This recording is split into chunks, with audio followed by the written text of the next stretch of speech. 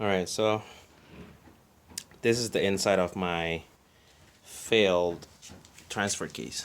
Well, not really failed, but what I found out was it was missing one of this bolt right here.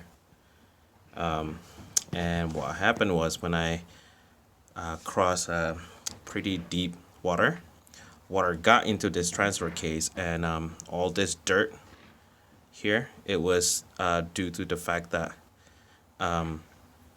water and dirt had gotten into it, so it was all it was really dirty, the fluid. So I changed the fluid and it was really nasty, but then that still didn't solve the problem, because I still keep getting the code 33 error.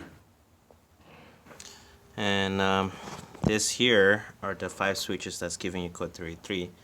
So turns out there's this piece of wood that got into my transfer case from, I'm guessing, from the river crossing.